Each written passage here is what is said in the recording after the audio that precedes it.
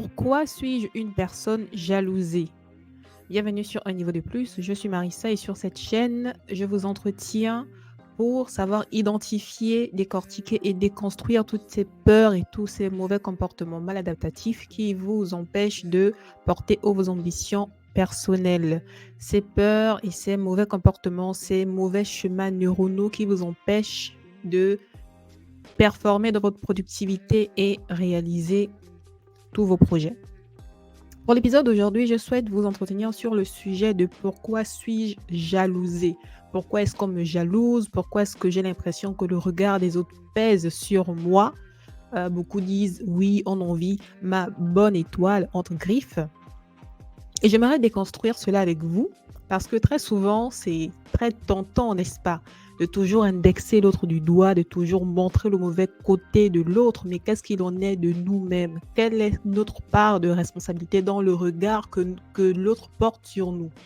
Parce que je suis d'accord avec vous, je suis totalement d'accord avec vous, nous ne pouvons pas toujours décider de qui nous jalouse ou pas, mais croyez-moi, nous avons toujours une marge de savoir comment éviter tous ces désagréments et c'est ce que je vais partager avec vous pour l'épisode d'aujourd'hui. Il faut savoir que la jalousie en soi, c'est un comportement humain. C'est comme, c'est une émotion humaine en fait. Et le fait de ressentir de la jalousie, c'est pas en soi une mauvaise chose. Ce qui est mauvais, c'est lorsque cette émotion, ce sentiment devient persistant dans le temps. C'est-à-dire que nous ne sommes plus maîtres, c'est lorsque nous perdons le contrôle sur ce que nous ressentons, un peu comme une personne qui se met en colère rapidement, une personne justement qui est triste tout le temps, là on va parler maintenant des dépressions, etc. C'est la même chose. En soi, la jalousie, c'est un comportement qui est purement enfantin. Et une personne jalouse, c'est une personne quelque part qui manque d'éducation et qui manque quelque part de hauteur vis-à-vis de ce qu'elle vit. Donc, en soi, la jalousie, excusez-moi, c'est pas forcément quelque chose sur lequel il faut mettre de l'emphase, mais au contraire, c'est quelque chose qu'il faut contrecarrer par une bonne éducation. Pour moi, la jalousie passe par une bonne éducation. Le fait de savoir contrecarrer la jalousie, c'est quelque chose qui passe par une bonne éducation. Pas que, mais ça passe beaucoup par le manque d'éducation. Donc, quelle est votre part de responsabilité dans le fait que les autres personnes vous jalousent? Quelles sont vos marges de manœuvre pour éviter tout cela? Eh bien, le premier point, c'est que vous êtes peut-être une personne nombriliste. C'est quoi une personne nombriliste? C'est une personne, en fait, qui, en grandissant, en devenant adulte, a toujours cette perception d'enfant. Parce que l'enfant, comment est-ce que l'enfant réagit? L'enfant, lui, il est centré sur lui et sur ce que les parents lui apportent à lui. L'enfant, c'est ce qu'il veut, comment il se sent. Bon, un enfant qui est correctement élevé, un enfant qui est épanoui, parce qu'il y a aussi des enfants malheureusement qui grandissent avec des carences malheureusement, mais un enfant qui est épanoui, c'est même pourquoi il est bon justement de laisser l'enfant vivre son expièglerie, de laisser l'enfant s'épanouir, se développer, sauter, jouer, crier dans la mesure du possible, parce que c'est comme ça que l'enfant grandit avec épanouissement et joie en fait. C'est ça l'enfant. Et un enfant qui grandit justement, à qui on n'apprend pas la discipline, à qui on n'apprend pas le respect d'autrui, à qui on n'apprend pas l'échec, à qui on n'apprend pas les règles de bienséance, de politesse, etc. C'est un enfant qui, en grandissant, deviendra un adulte nombriliste. C'est un adulte qui ne pense qu'à lui, qui ne se représente pas de façon schématique et mentale la présence d'autrui. C'est une personne nombriliste, c'est pas forcément une personne qui est mal intentionnée. Une personne nombriliste, ça peut être une personne qui est naïvement tournée vers elle-même parce qu'elle n'a pas appris à être tournée vers les autres. Vous voyez, c'est une personne qui prend trop de place, qui ne sait pas, par exemple, se taire pour laisser la parole à l'autre. Une personne, par exemple, qui parle trop, c'est pas forcément une personne qui est mauvaise. C'est une personne qui manque d'éducation ou qui manque de retenue personnelle. Vous voyez, là encore, on fait intervenir l'éducation. Donc, si vous remarquez que vous avez l'impression que vous n'êtes pas accueilli, vous suscitez de l'animosité, et bien, commencez à vous interroger sur vous-même. Est-ce que vous êtes une personne nombriliste? Est-ce que vous êtes une personne qui a du mal comme ça on va dire, à considérer l'existence et l'être trait de l'autre? Est-ce que vous êtes une personne qui a tendance à ne pas respecter les autres, à ne pas considérer les autres, à ne pas forcément prêter attention aux autres, la manière dont vous vous asseyez, la manière dont vous parlez, la manière dont vous vous habillez? Est-ce que vous êtes justement attentif aux codes? Parce qu'il y a des codes aussi. Par exemple, si, je ne sais pas, moi, vous êtes par exemple souvent même les Miss nous le montrent, lorsque les Miss partent souvent en campagne de sensibilisation, elles ne mettront pas leurs talons aiguilles et leurs petits shorts. Non, elles mettront des baskets, elles mettront des jeans, elles mettront des hauts blancs, parce que c'est un code justement qui respecte le côté pratique et même pragmatique de la chose. Lorsqu'on part distribuer, par exemple, des cartons de poulet ou des morceaux ou des sacs de riz à des populations défavorisées, on fait taire son image personnelle, son aura de Miss. On reste dans sa fonction de Miss Gabon, Miss Togo, Miss Cameroun, etc. On fait taire son aura, mais on garde sa fonction d'être au service. Du coup, quelque part, les apparats trop visibles, on les retire parce qu'on sommes dans une démarche de servir une cause. Et une personne nombriliste, c'est une personne qui ne voudra pas comprendre justement les changements d'environnement pour s'adapter à cet environnement dans le respect justement des personnes avec qui elle aura à discuter. Vous comprenez ce que je veux dire? C'est une personne, par exemple, qui, lors d'une fête, ne se gênera pas de porter une belle robe, quitte à même détrôner le côté prestigieux de la personne qui fête son anniversaire parce qu'elle veut porter sa belle robe qu'elle a achetée avec l'argent de la sueur de son front, vous voyez, alors qu'en soi, si vous êtes invité à un anniversaire et c'est par exemple l'anniversaire de votre ami, vous avez le devoir de savoir taire votre orgueil, taire votre volonté de vous faire voir pour laisser la place à votre ami qui fête son anniversaire. Ou encore pire, si c'est un mariage, oh mon Dieu, c'est pas la peine de vouloir attirer l'attention sur vous. Vous n'êtes pas la mariée. Un mariage, justement, c'est même encore la compréhension de certains codes. Dans un mariage, c'est la mariée qui doit avoir l'attention, ce n'est pas vous. Évidemment, vous avez le droit d'être belle. Si vous êtes une femme, vous avez le droit d'être beau si vous êtes un monsieur. Mais gardez cette posture-là, cette posture mentale de vous dire que ce n'est pas votre moment. Du coup, si vous habillez de façon trop ostentatoire, excusez-moi, et vous vous étonnez que la belle sœur de la mariée ou la fille ou la cousine de la mariée ou la grande sœur de la mariée vous toise, excusez-moi, quelque part vous êtes fautif parce qu'on n'avait pas respecté le moment sacré qu'est le mariage. Ce n'est pas le vôtre. Si vous avez été invité, vous avez donc le devoir de jouer un certain code. Donc, le nombrilisme, c'est quelque chose qu'il faut déconstruire en tant que personne. Et c'est un comportement, malheureusement, qui naïvement et inconsciemment est joué, en fait, par beaucoup de personnes et qui s'étonnent de recevoir de l'animosité, de recevoir des critiques, des indexations, alors qu'en soi, elles sont tellement portées sur elles-mêmes et tournées vers leur personne qu'elles ne comprennent pas que, quelque part, le code social le perçoit mal. Vous comprenez ce que je vais dire? Le deuxième point, c'est le côté orgueilleux. Une personne trop orgueilleuse, et on peut être orgueilleux sans avoir la compréhension de son propre orgueil. Une personne qui est trop orgueilleuse, c'est une personne qui défie les règles. C'est une personne qui ne se sent pas obligée, par exemple, de respecter l'autorité, de respecter un certain symbolisme, de respecter une certaine manière de vivre, ou alors une personne qui, parce que elle démontre d'un certain niveau de vie, qu'elle démontre d'un certain niveau d'études, parce qu'elle démontre une certaine preuve de réussite sociale, donc elle se trouve comme ça le droit de pouvoir prendre l'ascendant sur autrui, de prendre l'ascendant sur des aînés, pour nous qui sommes des Africains, de prendre l'ascendant sur d'autres personnes qui étaient là avant, qui ont plus d'expérience, parce que je reviens d'Europe, je dois forcément montrer que je peux. Ce qui est certain, c'est que oui, tu peux, mais c'est dans les actes, c'est de la manière de gérer justement que tu peux. Et tout ça, en fait, ça rentre en compte dans l'orgueil. Et l'orgueil, justement, ce qui est délicat avec l'orgueil, c'est que souvent, c'est félicité par la société, c'est félicité par l'entourage, c'est félicité par les amis. C'est souvent délicat justement de savoir faire la part des choses. C'est par justement le fait de se confronter au monde qu'on comprend que oui, il a quand même, ce comportement est assez orgueilleux. Oui, il a quand même, pour cette situation bien précise, parce que justement, je vais atteindre tel objectif, je fais taire mon orgueil, je fais taire mon ego pour jouer maintenant la carte de la diplomatie, pour jouer maintenant la carte de la politesse, parce que j'ai un objectif en tête.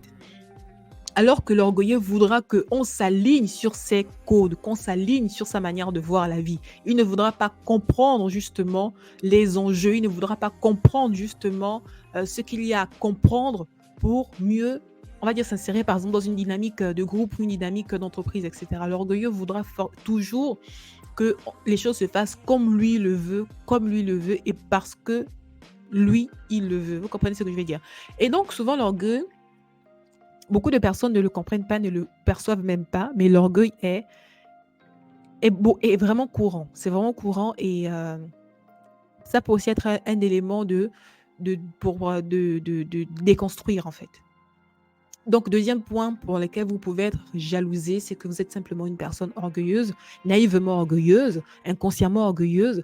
Prenez le temps justement d'observer pour la meilleur moyen, excusez-moi, le meilleur moyen de déconstruire l'orgueil, c'est par l'écoute et par l'observation. Apprenez à vous taire, apprenez à écouter. Apprenez également à analyser et apprenez aussi à avoir justement les feedbacks d'autres personnes, de poser des questions, d'observer, de comprendre justement les codes, les enjeux. Croyez-moi, lorsque les enjeux sont hauts, l'orgueil s'aligne. L'orgueil s'aligne. Donc, ça, c'est pour le deuxième point, pourquoi vous êtes une personne enviée et jalousée. Troisième point, pourquoi vous êtes une personne enviée et jalousée, c'est qu'en fait, vous n'êtes même pas envié ou jalousé.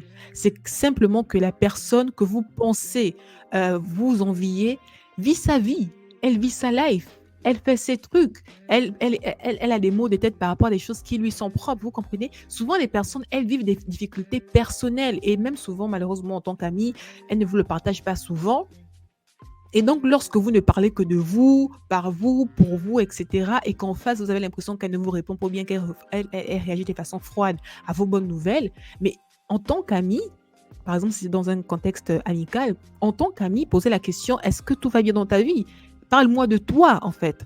Vous comprenez ce que je vais dire? Et souvent, c'est en creusant qu'on se rend compte qu'en fait, mon ami vit telle situation, telle personne vit telle situation, et c'est quelque part compréhensif qu'elle ne réponde pas, elle n'a pas le répondant que j'attends face à ma vie et face à mes nouvelles. Vous comprenez ce que je vais dire. Mais également, une personne que vous pouvez penser jalouse, c'est une personne qui, en fait, elle a des problèmes, elle vit des crises personnelles, vous la trouvez aigrie, inaccessible, etc. Mais est-ce que vous avez justement cette posture de vous dire qu'est-ce qu'elle peut bien vivre dans sa chair pour qu'elle puisse être comme ça? Parce que le comportement normal d'un bon fonctionnement cérébral, croyez-moi, c'est pas d'être aigri, c'est pas d'être mauvaise, c'est pas d'être envieux, c'est pas d'être jaloux. Non, le la manière dont le cerveau humain est câblé, c'est d'avoir la paix, d'avoir la joie, d'avoir la sérénité. Donc, si une personne dans l'évolution de sa vie se retrouve maintenant à être mauvaise, je ne défends absolument pas les personnes méchantes, hein, pas du tout. Et je peux comprendre justement le désastre de certaines familles qui a pu être vécu par des personnes jalouses. Je ne défends pas du tout les personnes jalouses, mais c'est juste pour comprendre que certaines fois, on veut accuser, on veut taxer de jaloux des personnes en fait qui ne sont pas jalouses. Au contraire, même souvent, ces personnes ont besoin de votre aide. Elles ont besoin de votre sourire, elles ont besoin de votre oreille, elles ont besoin de vos conseils, elles ont besoin de vos orientations. Mais parce que vous êtes trop centré sur vous-même et que vous pensez que les gens veulent vous attaquer, vous pensez que ah oui, celle-là me jalouse, ah oui, ceci me jalouse. En fait, non, ces personnes veulent que vous lui dites bonjour, comment ça va, est-ce que je peux t'aider? Vous comprenez ce que je veux dire? Du coup, apprenez vraiment aussi à commencer à déconstruire tout cela et vous en tirerez peut-être des choses intéressantes. Un autre point pour lequel une personne pourrait vous jalouser, ou alors que vous aurez l'impression que ces personnes vous jalousent, c'est que malheureusement, contrairement peut-être à vous, de par l'émancipation justement que vous avez eue vis-à-vis de l'éducation de vos parents, ou alors de par votre propre évolution personnelle, ou même aussi par la grâce que vous avez eue d'avoir des bons parents qui vous éduquent correctement, mais vous avez développé un certain feeling, une certaine manière de gérer vos besoins, vos émotions. Vous êtes connecté à ce que vous voulez, vous ne vous castrez pas, vous ne vous privez pas, vous savez justement aligner, on va dire, les planètes pour recevoir vos résultats, pour obtenir vos résultats, je vais dire, alors que certaines personnes, malheureusement, ont grandi, n'est-ce pas, dans un contexte familial tellement rude et tellement dur qu'elles ont dû jouer des rôles, elles ont dû se couper de leurs besoins, elles ont dû se couper de leurs rêves pour répondre aux besoins de papa et répondre aux besoins de maman ou répondre aux besoins de la grand-mère, de l'oncle, de la tante ou de la grande sœur, etc. Et donc, ces personnes-là, en fait, lorsque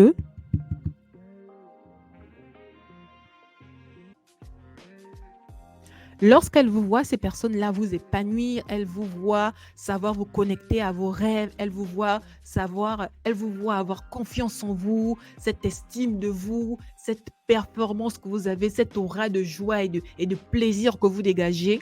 Eh bien, parce que ces personnes-là se sentent privées en elles-mêmes de tout cela, elles peuvent malheureusement vous envier. Souvent, les personnes qui sont jalouses et envies, ce sont des personnes qui ont été privées et castrées dès leur enfance. Elles ont été privées de se connecter à leurs rêves, privées en bien ou en mal, hein, mais le fait est que l'interprétation qu'elles ont pu faire de leur éducation, c'est une interprétation de privation et de castration. Donc, lorsqu'elles voient un jeune homme avoir le courage justement d'atteindre ses objectifs, ces personnes-là vous envieront parce que vous avez justement parce que vous savez vous connecter à vos besoins et vos rêves et vous savez agir en conséquence. Alors qu'elles, elles sont habituées à jouer des rôles. Elles sont fermées comme ça avec des chaînes mentales et des chaînes psychologiques à jouer des rôles pour répondre à des exigences extérieures à elles. Et donc, malheureusement, une mauvaise éducation, une éducation de privation, une éducation de castration peut expliquer pourquoi une personne peut vous jalouser. Vous comprenez que là, vraiment, ça ne dépend pas de vous. Et même la plupart du temps, c'est pas forcément de vous, mais c'est juste que la personne, elle vit comment dire cela? Elle vit des complications dans sa chair qui font que le comportement humain se découle par un réflexe de jalousie. Donc, prenez aussi de la distance par rapport à des personnes qui vous jalousent ou que vous pensez qui vous jalousent parce que souvent, en fait, soit c'est une question d'éducation, soit c'est une question de difficultés personnelles, soit en fait c'est vous qui interprétez mal la situation et en fait il n'y a pas forcément quelque chose de spécial sur lequel mettre de l'emphase. Donc, le point suivant, c'est un peu le point qui complète le point précédent, c'est que de façon générale, tu as appris par la force du labeur, par les circonstances de la vie, à te connecter à tes rêves, à suivre tes rêves, à te connecter à tes besoins, à écouter tes besoins. Tu es une personne très connectée, très ancrée, tu n'as pas peur de parler, tu n'as pas peur de prendre la parole, tu n'as pas peur de dire ce que tu penses. Et bien, juste ce fait d'action-là est suffisant pour qu'une personne vous jalouse. Pourquoi? Parce que beaucoup de personnes, justement, en grandissant, ont appris à la fermer. Ils ont appris à se couper de leurs besoins. Ces personnes, elles ont appris à ne pas écouter leurs rêves parce qu'il fallait répondre à ce qu'on attendait d'eux. Et donc, lorsqu'elles vous voient vous épanouir dans ce que vous aimez surtout, ça crée de la jalousie. Malheureusement, c'est un comportement humain. Il faut comprendre qu'en soi, l'homme, il reste un animal, hein. Et donc, le dernier point que j'ai noté, pourquoi est-ce qu'une personne pourrait vous jalouser? C'est le sort, simplement. C'est que voilà, la vie est faite de haut et de bas, on rencontre tout le monde, que ce soit en lieu de travail, que ce soit dans le quartier, le voisin, dans la famille. Souvent, si ça peut arriver, souvent, les personnes vous jalousent, pas forcément pour des raisons bien spécifiques, c'est juste que voilà, c'est comme ça tombe sur vous. Et puis, souvent, c'est d'autres personnes, on vous jalouse, voilà, on vous jalouse parce que vous savez vous exprimer, on vous jalouse parce que vous avez un rire qui séduit, vous avez je sais pas moi, des formes généreuses, on vous jalouse, voilà, c'est comme ça. Ça peut faire écho au point précédent, comme quoi ces personnes-là ont eu une éducation des privations, des castrations, ces personnes ont eu des difficultés personnelles, elles ont aussi des insécurités, elles ont eu une éducation qui n'a pas été assez sécurisante, donc elles ont développé une mésestime d'elles-mêmes, des complexes d'infériorité, etc. Et donc, quand elles voient une personne rayonnante, s'affirmer, prendre le lead, ces personnes-là, elles deviennent jalouses, simplement. Ça, c'était pourquoi est-ce qu'on vous jalouse. Vous comprenez vraiment que en soi, il y a plusieurs raisons pour lesquelles des personnes pourraient vous jalouser. Soit ça vient de vous et de votre propre comportement, qu'il faut aussi apprendre à déconstruire. Ça peut aussi venir de la personne en face, de par ses propres insécurités, de par ses propres difficultés. Il faut aussi apprendre à quelque part remettre à l'autre son humanité et de dire, ok, d'accord, tu as vécu des choses difficiles, qui peut expliquer pourquoi tu te comportes comme ça, mais cela t'appartient, c'est pas mon problème. Donc, comment réagir face à une personne qui vous jalouse? Ou alors, comment éviter par la suite la jalousie? Le premier point que moi j'ai identifié pour vous, c'est l'humilité. Il faut développer l'humilité. Après, l'humilité, c'est un gros sac dans lequel j'ai mis la courtoisie, la politesse, la diplomatie, par exemple, les personnes qui font des affaires, le professionnalisme aussi. Ça peut rentrer dans la brique de l'humilité, c'est qu'il faut respecter simplement la personne qui est en face de soi. C'est-à-dire vraiment déconstruire tous les apparats sociaux qu'on veut nous imposer pour vouloir comme ça développer un complexe de supériorité parce que croyez-moi, nous sommes des animaux, nous vivons à l'instinct et on sait ressentir une personne qui a un complexe de supériorité ou d'infériorité, une personne qui se croit supérieure à la masse parce qu'elle a tel diplôme, parce qu'elle a tel habit, parce qu'elle a voyagé ceci, cela, patati patata. Il faut développer l'humilité et quelque part remettre à l'autre son humanité. Et ça se travaille. Vous pouvez par exemple prendre des cours de politesse. La politesse est suffisant pour développer l'humilité. Vous pouvez prendre des cours de bienséance, vous pouvez prendre des cours même de diplomatie. La diplomatie, croyez-moi, lorsqu'il y a des gros enjeux géopolitiques avec des personnes qui peuvent bombarder par-ci par-là, on apprend comment tourner la langue pour que l'autre ne se froisse pas. Ça, c'est moyen aussi d'apprendre l'humilité. Ça va mettre justement les enjeux avant son ego. Tout cela, c'est l'humilité. Donc, vous pouvez apprendre justement à développer votre humilité.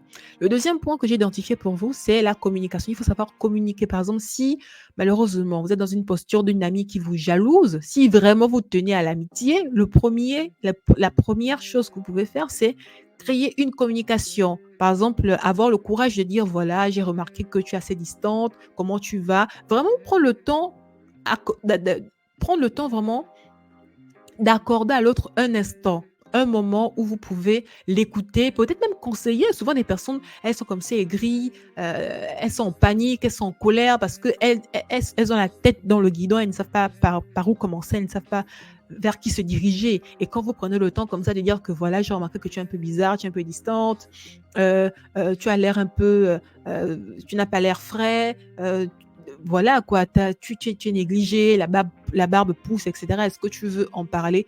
La communication, c'est vraiment important pour justement savoir désamorcer les graines de jalousie dans le cœur des collaborateurs, le cœur, par exemple, d'associés ou les cœurs des amis, etc. Il faut communiquer. Il faut vraiment passer par la phase humilité et communication. Et enfin, le troisième point le plus important, c'est simplement s'affranchir du regard des autres. Parce que souvent, en fait, même de façon même générale, la jalousie des autres ne vous regarde pas. Ce sont leurs propres complexes d'infériorité, ce sont leurs propres difficultés qu'ils vivent, ce sont leurs propres voilà quoi, aigreurs qu'ils font macérer dans leur cœur. Et souvent, vous n'êtes même pas en soi la raison de leur jalousie, vous êtes juste l'objet d'expression de cette jalousie. Vous comprenez ce que je veux dire? Donc, il faut vraiment apprendre aussi à s'affranchir du regard des autres, comprendre que ce qui vous appartient à vous, et ce qui appartient aux autres appartient également aux autres à eux. C'est de leur responsabilité. Mais toujours garder ce côté poli, humilité, et si vous tenez à la relation, gardez un lien de communication. Voilà. C'est ce que j'avais à partager. Il est très important pour moi justement de vous pousser à vous déconstruire, de vous pousser à vous remettre en question parce que souvent c'est trop facile de dire oui, telle m'est jalouse, mais souvent, pas qu'on mérite la jalousie qu'on reçoit, mais souvent on peut avoir des marges de manœuvre, c'est ça oui, pour en fait désamorcer les choses. Et même souvent, il y a des tournures. Vous ne serez pas le premier sur cette terre à malheureusement subir de la jalousie, vous ne serez pas les derniers. Et donc, comment est-ce que les autres avant nous ont fait? Eh bien, ça passe par l'humilité, ça passe par la courtoisie, ça passe par la politesse, ça passe par la diplomatie, ça passe par le professionnalisme. Et ça passe par le respect de certains codes, de l'observation, etc. Ça passe par la communication, si vous tenez au lien qui est en train de s'effilocher malheureusement. Et ça passe aussi par l'affranchissement du regard des autres. Voilà, c'en est fini pour moi pour l'épisode d'aujourd'hui. Dites-moi en commentaire ce que vous en pensez. Et je vous dis à l'épisode prochain pour savoir identifier une personne qui pourrait être une personne jalouse. Je vous dis à très bientôt et restez connectés. Abonnez-vous pour plus de sujets allant dans ce sens. À très vite. Ciao.